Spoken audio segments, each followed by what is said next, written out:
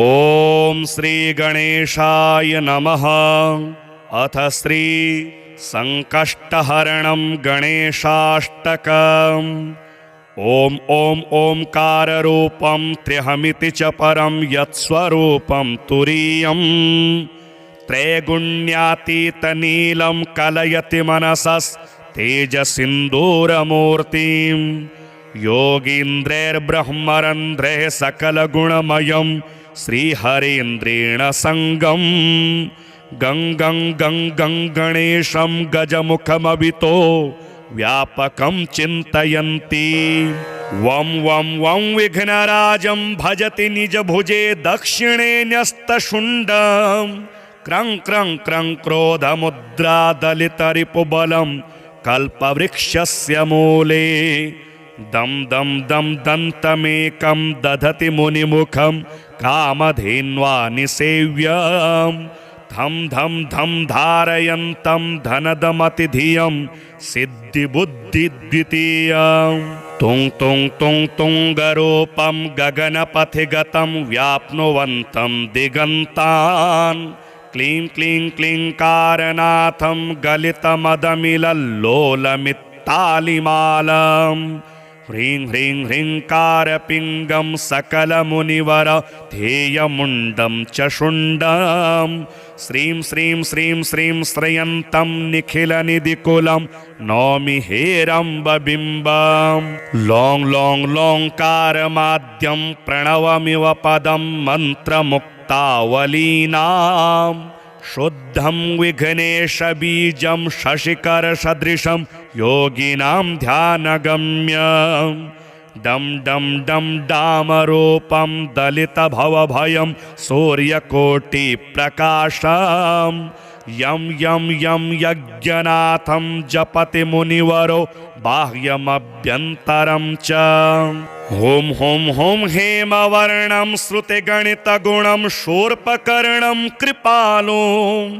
ध्येयं सूर्यस्य बिम्बं ह्युरसि च विलसत् सर्पयज्ञोपवीतं स्वाहा हुं फट् नमोऽन्तेष्ठठठट सहितः पल्लवैः सेव्यमानं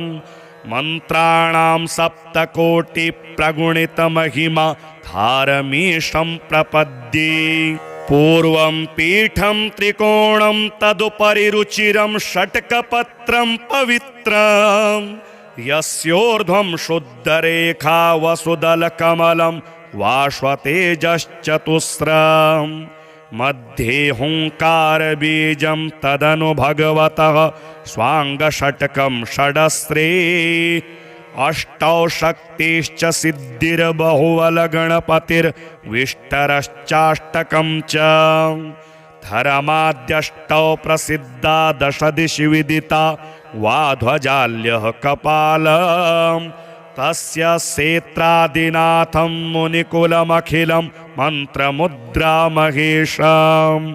एवं यो भक्तियुक्तो जपति गणपतिं पुष्पधूपाशताद्यैर्नैवेद्यैर्मोदकानां स्तुतियुतविलसद् गीतवादित्रनादे राजानस्तस्य वृत्त्या इव युवतिकुलं दासवत् सर्वदास्ते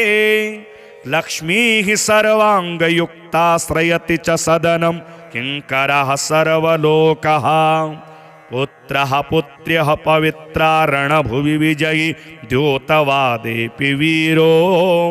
यस्येषो विघ्नराजो निवसति हृदये भक्तिभाग्यस्य रुद्रः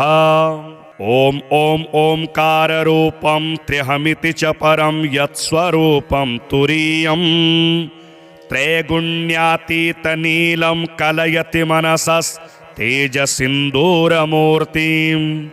योगीन्द्रैर्ब्रह्मरन्ध्रैः सकलगुणमयं श्रीहरीन्द्रेण संगं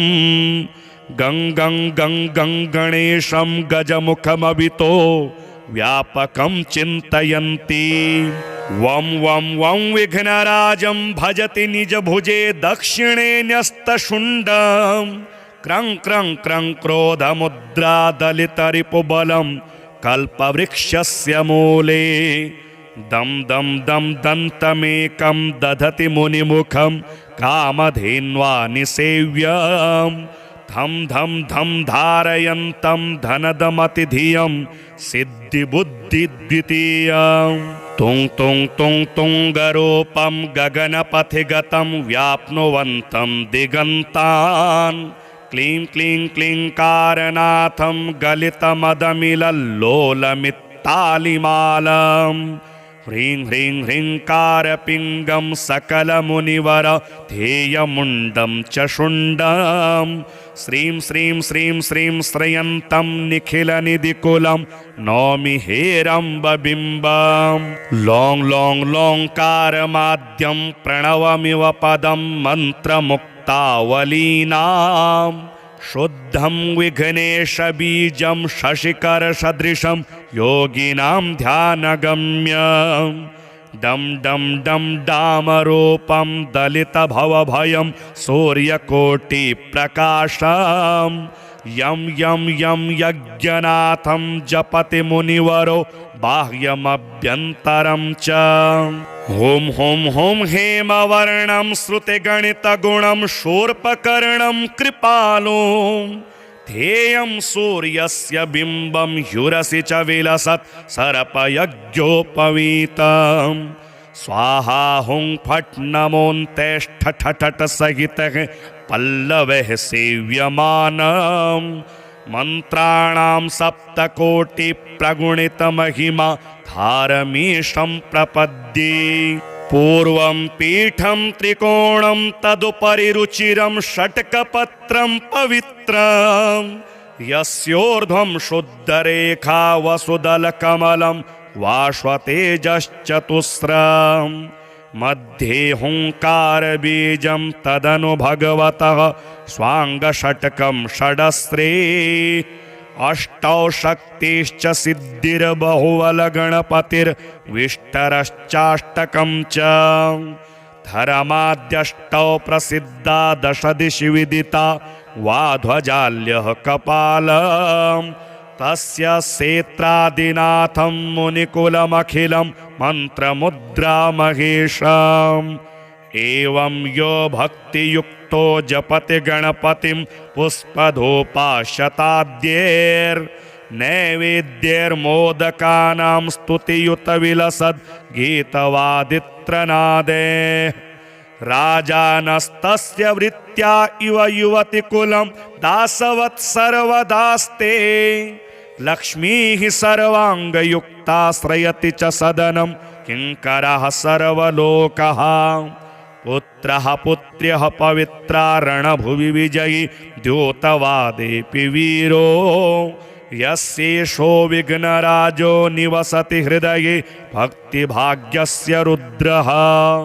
ॐ ॐ ओंकाररूपं त्र्यहमिति च परं यत्स्वरूपं तुरीयं त्रैगुण्यातीतनीलं कलयति मनसस्तेजसिन्दूरमूर्तिं योगीन्द्रैर्ब्रह्मरन्ध्रैः सकलगुणमयं श्रीहरीन्द्रेण संगं गं गं गं गं गणेशं गजमुखमभितो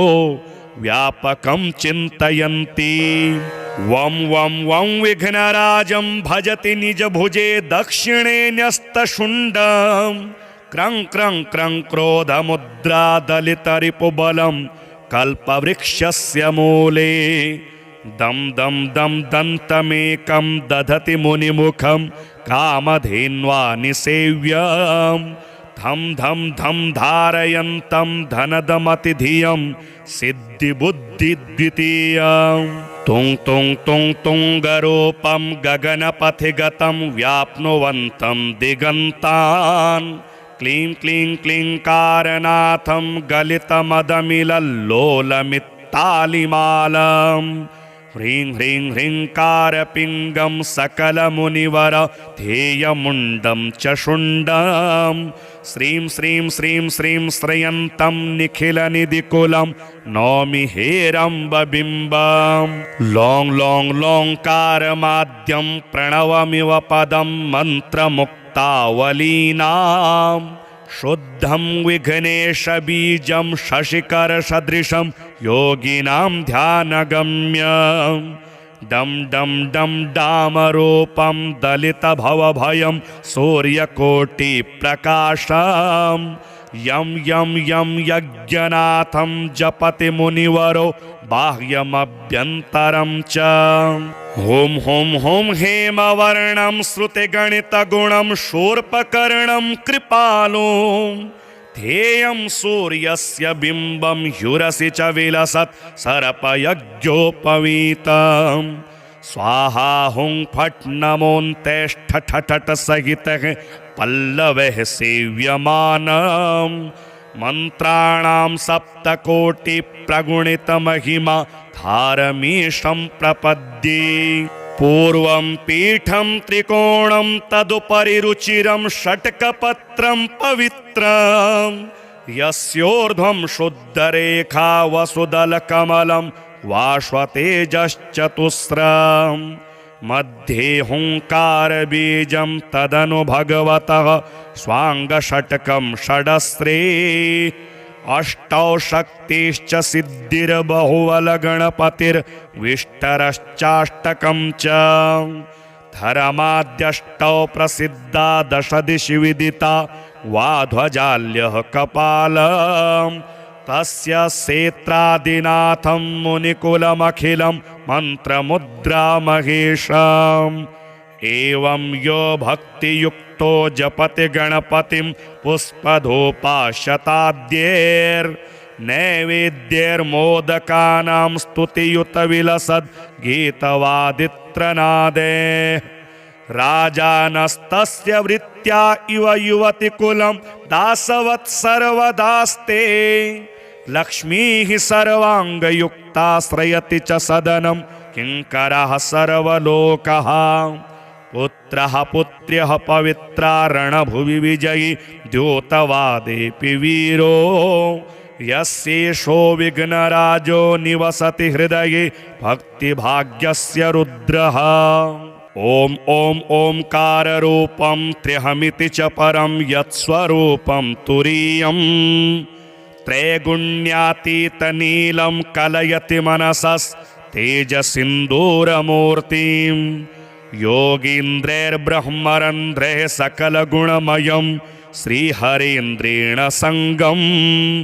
गङ्गं गङ्गं गणेशं गजमुखमभितो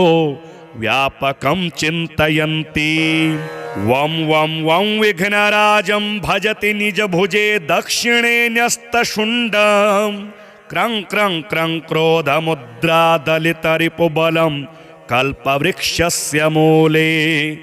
दं दं दं दन्तमेकं दधति मुनिमुखं कामधेन्वा निसेव्यम् धम धम धम धारयन्तं धनदमतिधियं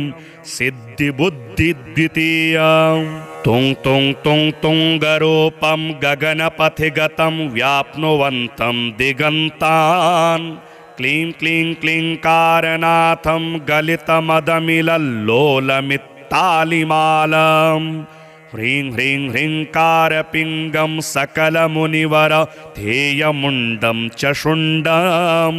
श्रीं श्रीं श्रीं श्रीं श्रयन्तं निखिलनिधिकुलं नौमि हेरम्बबिम्बं लों लों लोङ्कारमाद्यं प्रणवमिव पदं मन्त्रमुक्तावलीनाम् शुद्धं विघ्नेशबीजं शशिकरसदृशं योगिनां ध्यानगम्यं डं डं डं डामरूपं दलितभवभयं सूर्यकोटिप्रकाशम् यं यं यं यज्ञनाथं जपति मुनिवरो बाह्यमभ्यन्तरं च हुं हुं हुं हेमवर्णं श्रुतिगणितगुणं शूर्पकर्णं कृपालुं ध्येयं सूर्यस्य बिम्बं ह्युरसि च विलसत् सर्पयज्ञोपवीतम् स्वाहा हुं फट् नमोऽन्तेष्ठ ठठठ सहितः पल्लवः सेव्यमानम् मन्त्राणां सप्तकोटिप्रगुणितमहिमा धारमीशं प्रपद्ये पूर्वं पीठं त्रिकोणं तदुपरि रुचिरं षट्कपत्रं पवित्रं यस्योर्ध्वं शुद्धरेखा वसुदलकमलं वाश्वतेजश्चतुस्रम् मध्ये हुङ्कारबीजं तदनु भगवतः स्वाङ्गषट्कं षडस्रे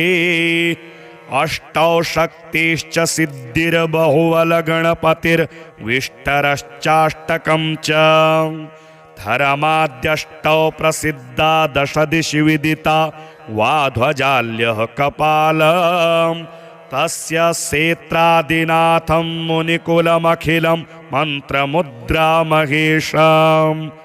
एवं यो भक्तियुक्तो जपति गणपतिं पुष्पधूपाशताद्यैर्नैवेद्यैर्मोदकानां स्तुतियुतविलसद् गीतवादित्रनादे राजानस्तस्य वृत्त्या इव युवतिकुलं दासवत् सर्वदास्ते लक्ष्मीः सर्वाङ्गयुक्ताश्रयति च सदनं किङ्करः सर्वलोकः पुत्रः पुत्र्यः पवित्रा रणभुवि विजयी द्योतवादेऽपि वीरो यस्येषो विघ्नराजो निवसति हृदये भक्तिभाग्यस्य रुद्रः ॐ ॐ ओंकाररूपं त्र्यहमिति च परं यत्स्वरूपं तुरीयम् त्रैगुण्यातीतनीलं कलयति मनसस्तेजसिन्दूरमूर्तिं योगीन्द्रैर्ब्रह्मरन्ध्रैः सकलगुणमयं श्रीहरीन्द्रेण सङ्गं गङ्गं गङ्गं गणेशं गजमुखमभितो व्यापकं चिन्तयन्ति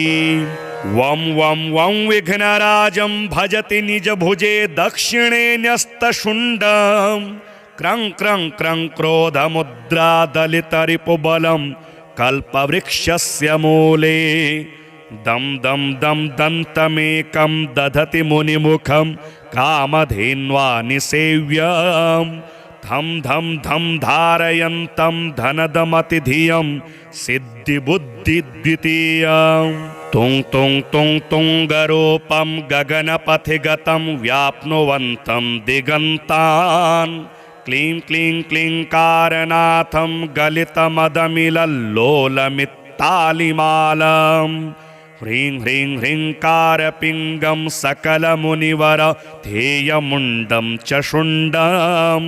श्रीं श्रीं श्रीं श्रीं श्रयन्तं निखिलनिधिकुलं नौमि हेरम्बबिम्बं लों लों लोङ्कारमाद्यं प्रणवमिव पदं मन्त्रमुक्तावलीनाम्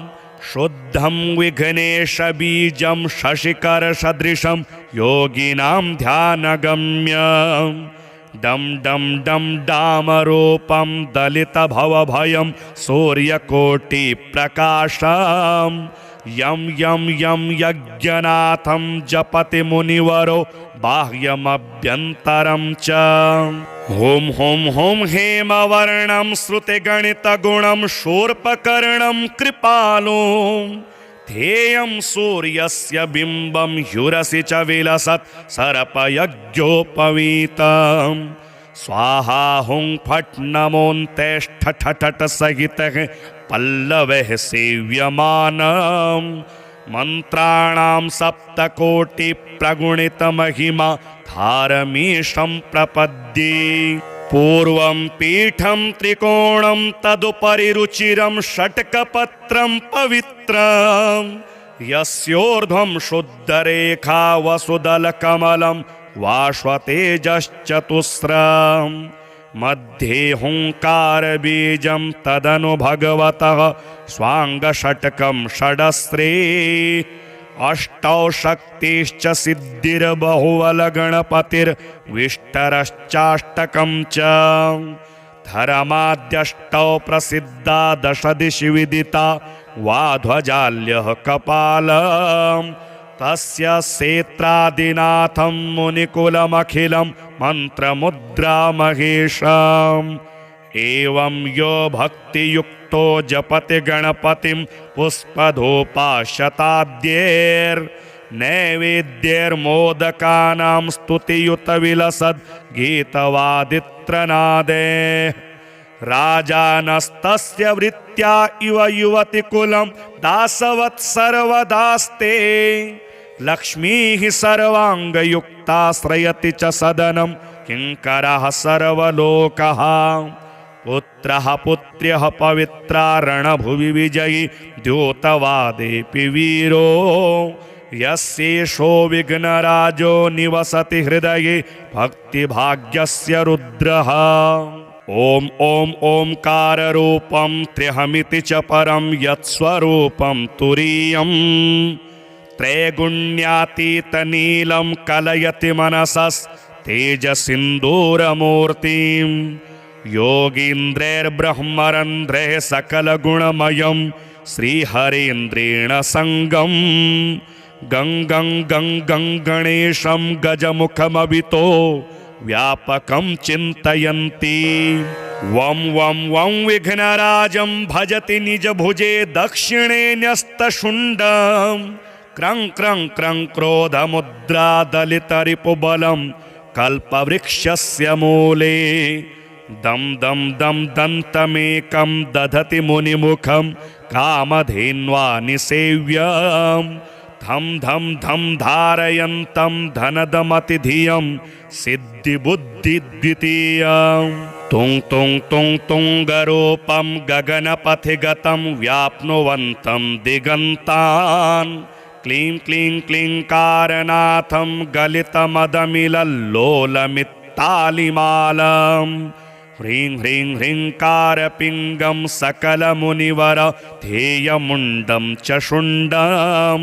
श्रीं श्रीं श्रीं श्रीं श्रयन्तं निखिलनिधिकुलं नौमि हेरम्बबिम्बं लों लों लोङ्कारमाद्यं प्रणवमिव पदं मन्त्रमुक्तावलीनां शुद्धं विघ्नेशबीजं शशिकरसदृशं योगिनां ध्यानगम्यं डं डं डं डामरूपं दलितभवभयं सूर्यकोटिप्रकाशं यं यं यं यज्ञनाथं जपति मुनिवरो बाह्यमभ्यन्तरं च हुं हुं हुं हेमवर्णं श्रुतिगणितगुणं शूर्पकर्णं कृपालो ध्येयं सूर्यस्य बिम्बं ह्युरसि च विलसत् सर्पयज्ञोपवीतं स्वाहा हुं फट् नमोऽन्तेष्ठठठट सहितः पल्लवैः सेव्यमानं मन्त्राणां सप्तकोटिप्रगुणितमहिमा धारमीशं प्रपद्ये पूर्वं पीठं त्रिकोणं तदुपरि रुचिरं षट्कपत्रं पवित्रं यस्योर्ध्वं शुद्धरेखा वसुदलकमलं वाश्वतेजश्चतुस्रं मध्ये हुङ्कारबीजं तदनु भगवतः स्वाङ्गषट्कं षडस्रे अष्टौ शक्तिश्च सिद्धिर्बहुवलगणपतिर्विष्टरश्चाष्टकं च धर्माद्यष्टौ प्रसिद्धा दशदिशि विदिता वाध्वजाल्यः कपालं तस्य सेत्रादिनाथं मुनिकुलमखिलं मन्त्रमुद्रामहेशम् एवं यो भक्तियुक्तो जपति गणपतिं पुष्पधूपाशताद्यैर्नैवेद्यैर्मोदकानां स्तुतियुतविलसद् गीतवादित्रनादे राजानस्तस्य वृत्त्या इव युवतिकुलं दासवत् सर्वदास्ते लक्ष्मीः सर्वाङ्गयुक्ताश्रयति च सदनं किङ्करः सर्वलोकः पुत्रः पुत्र्यः पवित्रा रणभुवि विजयी द्योतवादेऽपि वीरो यस्येषो विघ्नराजो निवसति हृदये भक्तिभाग्यस्य रुद्रः। ॐ ॐ ओंकाररूपं त्र्यहमिति च परं यत्स्वरूपं तुरीयं त्रैगुण्यातीतनीलं कलयति मनसस्तेजसिन्दूरमूर्तिं योगीन्द्रैर्ब्रह्मरन्ध्रैः सकलगुणमयं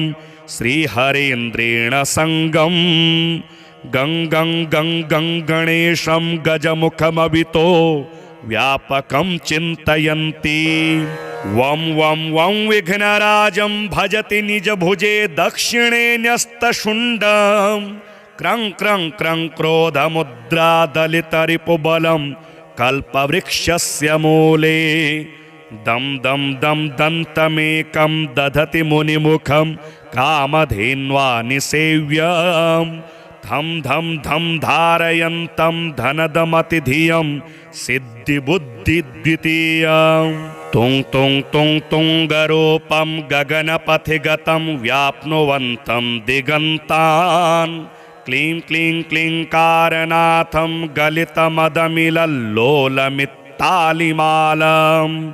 ह्रीं ह्रीं ह्रीङ्कारपिङ्गं सकलमुनिवर ध्येयमुण्डं च शुण्डं। श्रीं श्रीं श्रीं श्रीं श्रयन्तं निखिलनिधिकुलं नौमि हेरम्बबिम्बं। लौं लौं लौङ्कारमाद्यं प्रणवमिव पदं मन्त्रमुक्तावलीनां।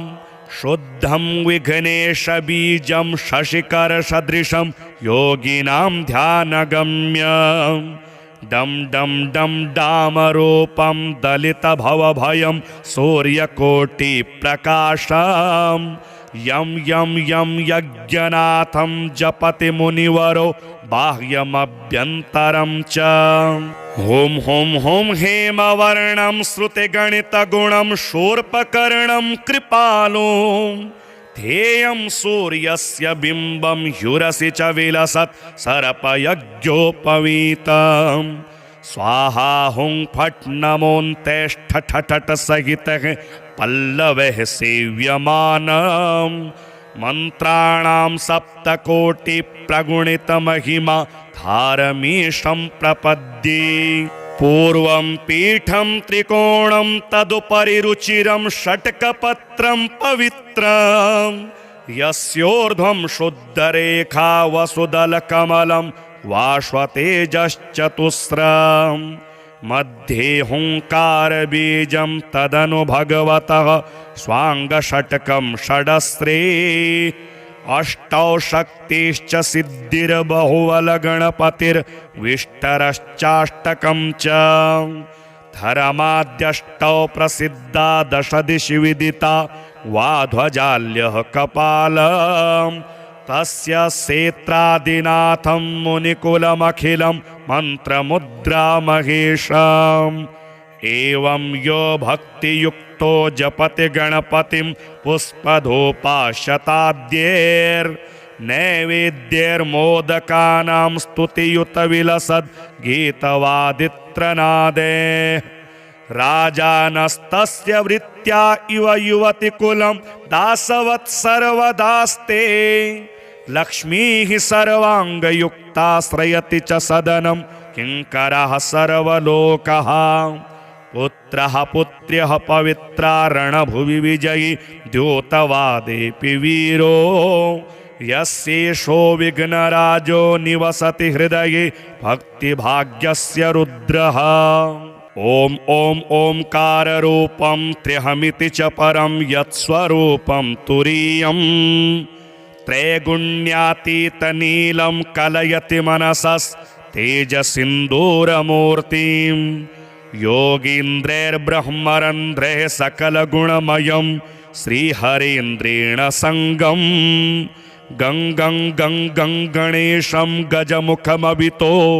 व्यापकं चिन्तयन्ति। वं वं वं विघ्नराजं भजति निजभुजे दक्षिणे न्यस्तशुण्डं। क्रं क्रं क्रं क्रोधमुद्रा दलितरिपुबलं कल्पवृक्षस्य मूले। दं दं दं दन्तमेकं दधति मुनिमुखं कामधेन्वा निसेव्यं।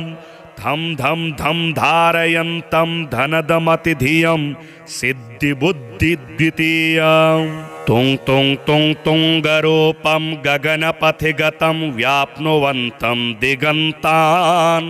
क्लीं क्लीं क्लीङ्कारनाथं गलितमदमिलल्लोलमित्तालिमालं। ह्रीं ह्रीं ह्रीङ्कारपिङ्गं सकलमुनिवर ध्येयमुण्डं च शुण्डं श्रीं श्रीं श्रीं श्रीं श्रयन्तं निखिलनिधिकुलं नौमि हेरम्बबिम्बं लों लों लोङ्कारमाद्यं प्रणवमिव पदं मन्त्रमुक्तावलीनां शुद्धं विघ्नेशबीजं शशिकरसदृशं योगिनां ध्यानगम्यं डं डं डं डामरूपं दलितभवभयं सूर्यकोटिप्रकाशं यं यं यं यज्ञनाथं जपति मुनिवरो बाह्यमभ्यन्तरं च हुं हुं हुं हेमवर्णं श्रुतिगणितगुणं शूर्पकर्णं कृपालुं ध्येयं सूर्यस्य बिम्बं ह्युरसि च विलसत् सर्पयज्ञोपवीतं स्वाहा हुं फट् नमोऽन्तेष्ठठठट सहितः पल्लवैः सेव्यमानं मन्त्राणां सप्तकोटिप्रगुणितमहिमा धारमीशं प्रपद्ये पूर्वं पीठं त्रिकोणं तदुपरि रुचिरं षट्कपत्रं पवित्रं यस्योर्ध्वं शुद्धरेखा वसुदलकमलं वाश्वतेजश्चतुस्रं मध्ये हुङ्कारबीजं तदनु भगवतः स्वाङ्गषट्कं षडस्रे अष्टौ शक्तिश्च सिद्धिर्बहुबलगणपतिर्विष्टरश्चाष्टकं च धर्माद्यष्टौ प्रसिद्धा दशदिशि विदिता वाध्वजाल्यः कपालं तस्य सेत्रादिनाथं मुनिकुलमखिलं मन्त्रमुद्रामहेशम् एवं यो भक्तियुक्तो जपति गणपतिं पुष्पधूपाशताद्यैर्नैवेद्यैर्मोदकानां स्तुतियुतविलसद् गीतवादित्रनादे राजानस्तस्य वृत्त्या इव युवतिकुलं दासवत् सर्वदास्ते लक्ष्मीः सर्वाङ्गयुक्ता श्रयति च सदनं किङ्करः सर्वलोकः पुत्रः पुत्र्यः पवित्रा रणभुवि विजयी द्योतवादेऽपि वीरो यस्येषो विघ्नराजो निवसति हृदये भक्तिभाग्यस्य रुद्रः ॐ ॐ ओंकाररूपं त्र्यहमिति च परं यत्स्वरूपं तुरीयम् त्रैगुण्यातीतनीलं कलयति मनसस्तेजसिन्दूरमूर्तिं योगीन्द्रैर्ब्रह्मरन्ध्रैः सकलगुणमयं श्रीहरीन्द्रेण सङ्गं गं गं गं गं गणेशं गजमुखमभितो व्यापकं चिन्तयन्ति वं वं वं विघ्नराजं भजति निजभुजे दक्षिणे न्यस्तशुण्डं क्रं क्रं क्रं क्रोधमुद्रा दलितरिपुबलं कल्पवृक्षस्य मूले दं दं दं दन्तमेकं दधति मुनिमुखं कामधेन्वा निसेव्यं धं धं धं धारयन्तं धनदमतिधियं सिद्धिबुद्धिद्वितीयं तुं तुं तुं तुङ्गरूपं गगनपथिगतं व्याप्नुवन्तं दिगन्तान् क्लीं क्लीं क्लीङ्कारनाथं गलितमदमिलल्लोलमित्तालिमालम् ह्रीं ह्रीं ह्रीङ्कारपिङ्गं सकलमुनिवर ध्येयमुण्डं च शुण्डं श्रीं श्रीं श्रीं श्रीं श्रयन्तं निखिलनिधिकुलं नौमि हेरम्बबिम्बं लों लों लोङ्कारमाद्यं प्रणवमिव पदं मन्त्रमुक्तावलीनां शुद्धं विघ्नेशबीजं शशिकरसदृशं योगिनां ध्यानगम्यं डं डं डं डामरूपं दलितभवभयं सूर्यकोटिप्रकाशं यं यं यं यज्ञनाथं जपति मुनिवरो बाह्यमभ्यन्तरं च हुं हुं हुं हेमवर्णं श्रुतिगणितगुणं शूर्पकर्णं कृपालुं ध्येयं सूर्यस्य बिम्बं ह्युरसि च विलसत् सर्पयज्ञोपवीतम् स्वाहा हुं फट् नमोऽन्तेष्ठठठट सहितः पल्लवः सेव्यमानम् मन्त्राणां सप्तकोटिप्रगुणितमहिमा धारमीशं प्रपद्ये पूर्वं पीठं त्रिकोणं तदुपरि रुचिरं षट्कपत्रं पवित्रं यस्योर्ध्वं शुद्धरेखा वसुदलकमलं वाश्वतेजश्चतुस्रम् मध्ये हुंकारबीजं तदनु भगवतः स्वाङ्गषट्कं षडस्रे अष्टौ शक्तिश्च सिद्धिर्बहुबलगणपतिर्विष्टरश्चाष्टकं च धर्माद्यष्टौ प्रसिद्धा दशदिशि विदिता वाध्वजाल्यः कपालम् तस्य सेत्रादिनाथं मुनिकुलमखिलं मन्त्रमुद्रा महेशम् एवं यो भक्तियुक्तो जपति गणपतिं पुष्पधूपाशताद्यैर्नैवेद्यैर्मोदकानां स्तुतियुतविलसद् गीतवादित्रनादे राजानस्तस्य वृत्त्या इव युवतिकुलं दासवत् सर्वदास्ते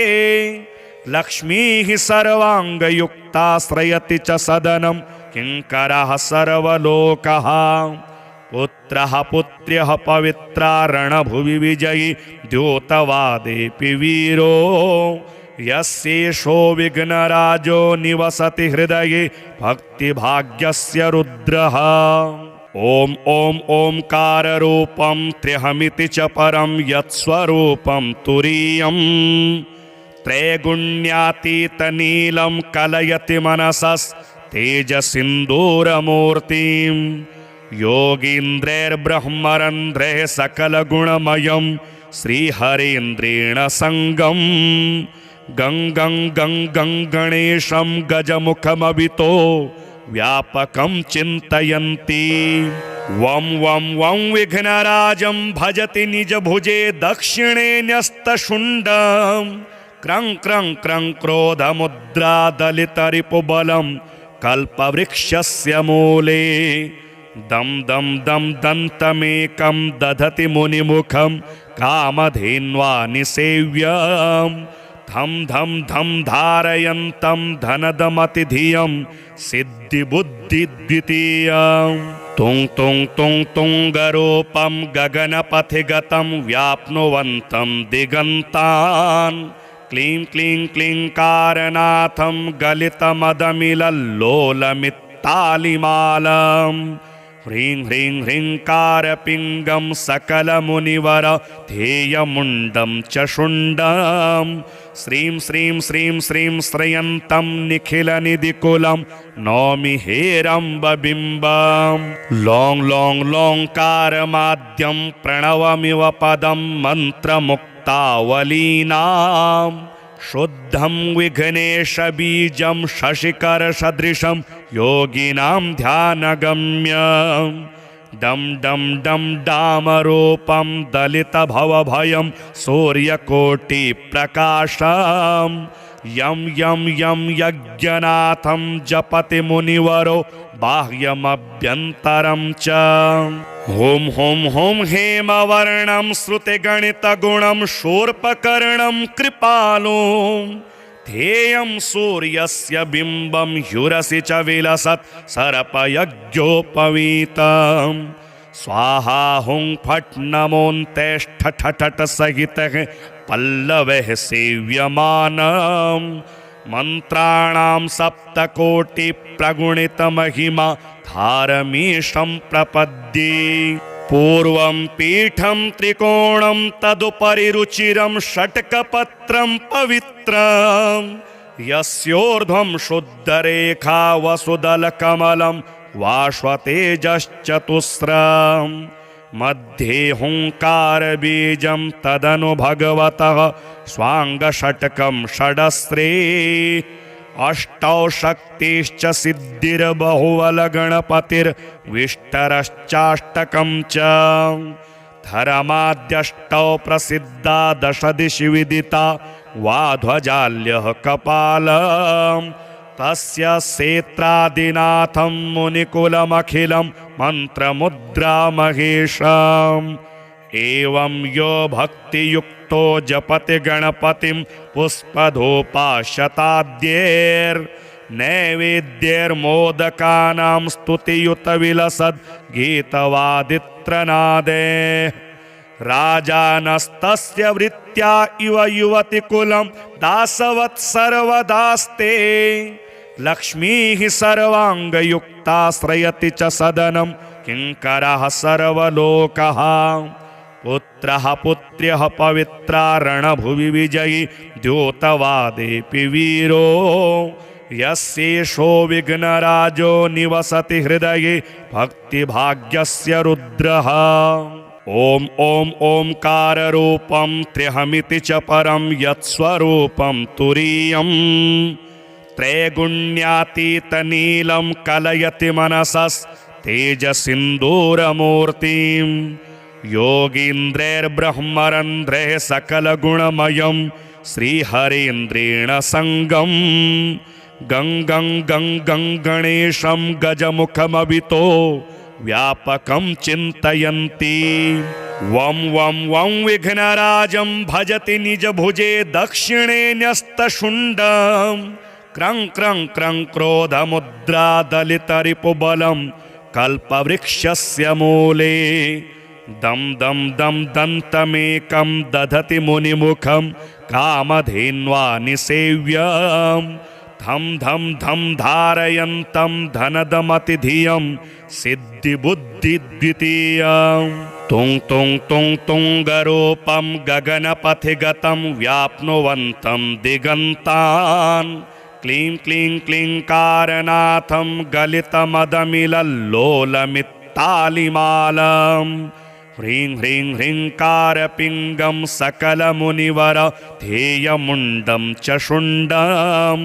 श्रीं श्रीं श्रीं श्रीं श्रयन्तं निखिलनिधिकुलं नौमि हेरम्बबिम्बं लों लों लोङ्कारमाद्यं प्रणवमिव पदं मन्त्रमुक्तावलीनाम्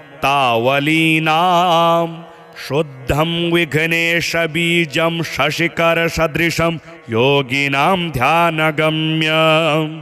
डं डं डं डामरूपं दलितभवभयं सूर्यकोटिप्रकाशं यं यं यं यज्ञनाथं जपति मुनिवरो बाह्यमभ्यन्तरं च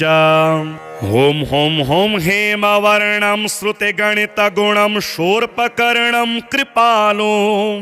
ध्येयं सूर्यस्य बिम्बं ह्युरसि च विलसत् सर्पयज्ञोपवीतम्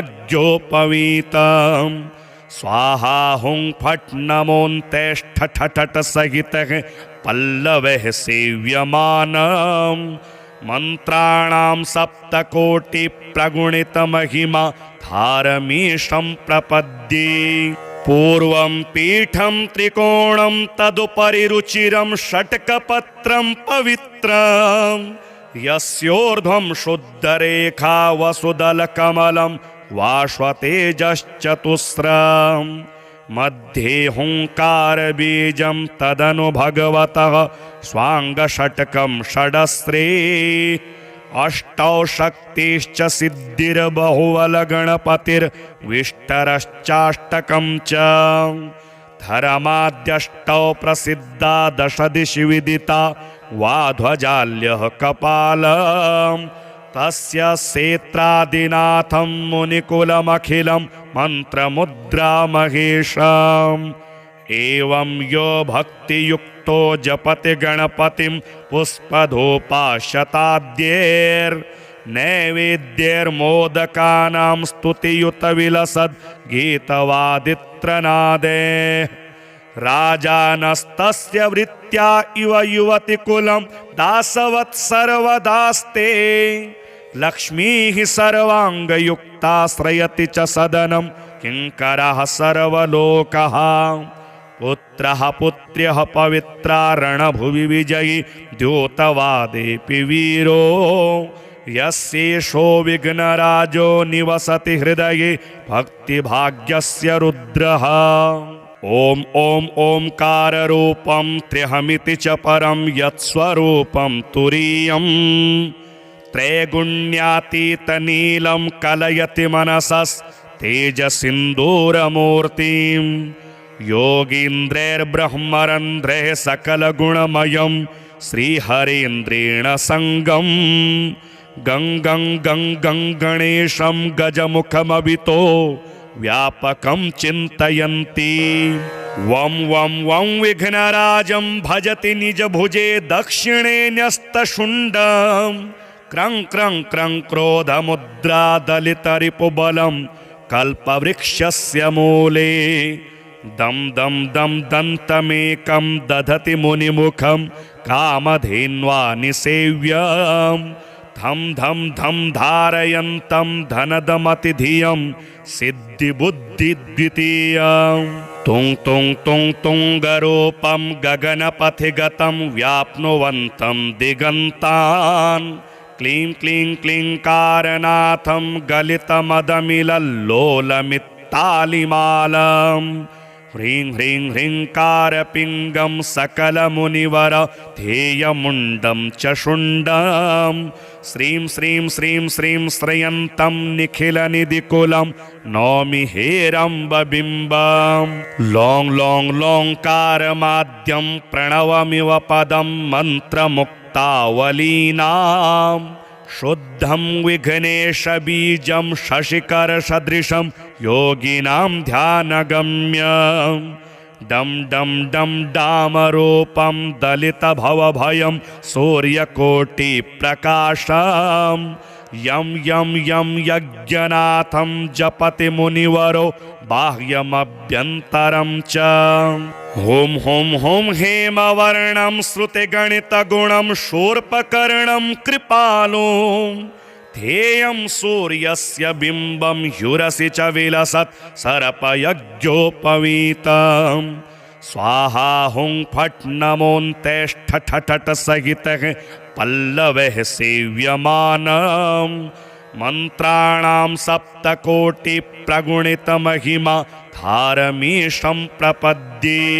पूर्वं पीठं त्रिकोणं तदुपरि रुचिरं षट्कपत्रं पवित्रं यस्योर्ध्वं शुद्धरेखा वसुदलकमलं वाश्वतेजश्चतुस्रं मध्ये हुंकारबीजं तदनु भगवतः स्वाङ्गषट्कं षडस्रे अष्टौ शक्तिश्च सिद्धिर्बहुबलगणपतिर्विष्टरश्चाष्टकं च धर्माद्यष्टौ प्रसिद्धा दशदिशि विदिता वाध्वजाल्यः कपालं तस्य सेत्रादिनाथं मुनिकुलमखिलं मन्त्रमुद्रामहेशम् एवं यो भक्तियुक्तो जपति गणपतिं पुष्पधूपाशताद्यैर्नैवेद्यैर्मोदकानां स्तुतियुतविलसद् गीतवादित्रनादे राजानस्तस्य वृत्त्या इव युवतिकुलं दासवत् सर्वदास्ते लक्ष्मीः सर्वाङ्गयुक्ता श्रयति च सदनं किङ्करः सर्वलोकः पुत्रः पुत्र्यः पवित्रा रणभुवि विजयी द्योतवादेऽपि वीरो यस्येषो विघ्नराजो निवसति हृदये भक्तिभाग्यस्य रुद्रः।